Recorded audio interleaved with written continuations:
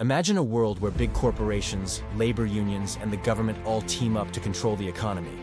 Not through free markets, but through secret deals and organized power. Sounds like a conspiracy theory? It's not. It's called corporatism, and it's shaped some of the most powerful nations in history, from fascist Italy to post-war Europe, and even echoes in today's US and Canada. If you've ever wondered why big tech giants seem to influence politics, or why unions and businesses lobby so hard in Washington or Ottawa, this is the video for you.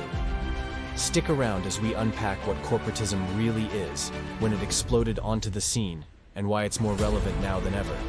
All right, let's break it down simply. Corporatism isn't about evil corporations taking over the world like in a sci-fi movie, though it can feel that way sometimes. At its core, corporatism is a political and economic system where society is organized into corporations or interest groups, like business associations, labor unions, farmers' collectives, and professional guilds. These groups collaborate closely with the state to make decisions on everything from wages to production quotas. Think of it like this. In pure capitalism, it's every business for itself in a free market. In socialism, the state controls everything. Corporatism is the middle ground. It's like a big family dinner where the parents, the government, sit down with the kids, interest groups, to decide the menu, but not everyone gets an equal say. The goal? Social harmony, economic stability, and avoiding class conflicts. But here's the twist. There are different flavors. Authoritarian corporatism, like in fascist regimes, forces everyone to play along under strict control. Democratic corporatism, seen in places like Sweden or Austria, is more voluntary and focuses on consensus. In the US and Canada, we see neo-corporatism vibes in things like industry bailouts or trade agreements where big players negotiate with the government. Real-world example? In Canada, think of how the dairy industry lobbies through supply management systems. It's a corporatist setup where producers, processors, and the government coordinate prices.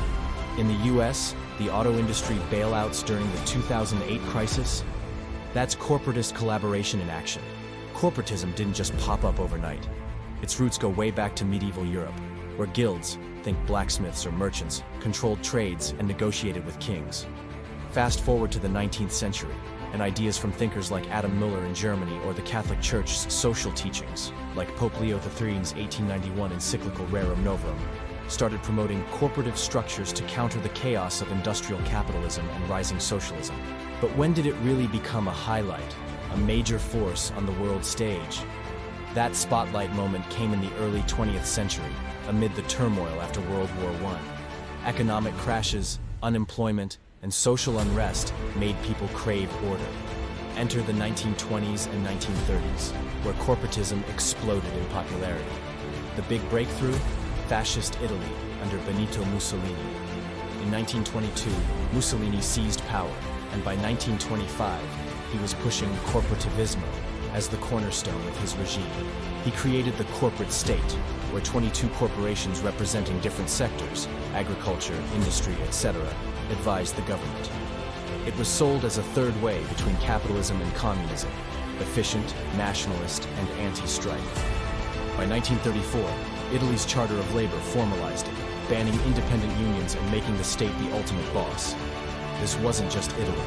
Portugal under Salazar in the 1930s adopted similar ideas, and even Nazi Germany had corporatist elements in its economic planning, though twisted with racial ideology. Why did it gain such traction? The Great Depression hit hard. People wanted stability, and corporatism promised jobs and order without full-blown revolution. Post-World War II, corporatism got a democratic makeover. In the 1940s and 1950s, Western Europe rebuilt with social corporatism. Countries like Sweden, Norway, and Austria formed tripartite systems, government, employers, and unions negotiating national wage policies. This Nordic model led to the welfare state boom, reducing strikes and boosting prosperity. In Canada, elements appeared in the 1940s with labor boards and industry councils during wartime production. In the US, the New Deal under FDR in the 1930s had corporatist undertones, like the National Recovery Administration coordinating industries, though it was struck down by courts. Key highlight dates to remember. 1891, Pope Leo XIII's encyclical plants early seeds. 1922-1925, Mussolini's Italy makes it mainstream. 1930s, spread to authoritarian regimes amid depression. 1945, 1970s, democratic revival in Europe, influencing US-Canada policies. Analogy time. Corporatism is like a symphony orchestra. The conductor, government, ensures harmony. But if the strings, big business, dominate, the woodwinds, workers, might get drowned out. In today's US, the government in trying put down lobbying by pharma giants. But Canada, energy sector deals with indigenous groups and government. Is this progress or a slippery slope? So, why care about corporatism today? Let's weigh the good, the bad, and the ugly. Because this isn't just history, it's happening now in the US and Canada. Pros: stability is king. Corporatism reduces conflicts by getting everyone to the table. Fewer strikes, more predictable economies. In post-World War II Europe, it fueled the economic miracle with low unemployment and high growth. In Canada, think stable sectors like telecommunications, where regulators, companies, and consumers collaborate. In the US, this can lead to effective crisis responses, such as government pharmaceutical partnerships for a COVID-19 vaccine. It promotes social well-being, even though it later proved to be a huge mistake. Cons: exclusion and rigidity. Not everyone gets a seat. Small businesses or marginalized groups, e.g., gig workers in China, can be left out, leading to inequality. In authoritarian versions, it suppresses dissent. Remember Mussolini's forced unity? Critics argue it's a facade for elite control, stifling innovation. In modern times, it can foster cronyism, like US corporate tax breaks or Canadian subsidies to oil companies amid climate debates.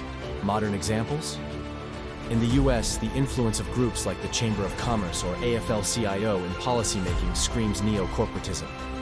During the 2020s, debates over Build Back Better or infrastructure bills show government-business labor pacts. In Canada, the federal government's deals with auto unions or indigenous corporations for resource projects fit the bill. And globally? The EU's social dialogue systems are corporatist at heart. But here's the viral question. With rising populism, think Trump-era drain the swamp or Canadian freedom convoys. Is corporatism evolving or crumbling? In a world of AI and gig economies, can it adapt? Or will it lead to more division? We've covered a ton, from corporatism's definition and medieval roots, to its explosive highlight in the 1920s, 1930s under fascism, its democratic rebirth post-World War II, and its shadows in today's US and Canada. Key takeaways. It's about organized collaboration for stability, but watch out for power imbalances. Comment below. Do you think corporatism is good for society? What's an example from your life? Thanks for watching and see you in the next one.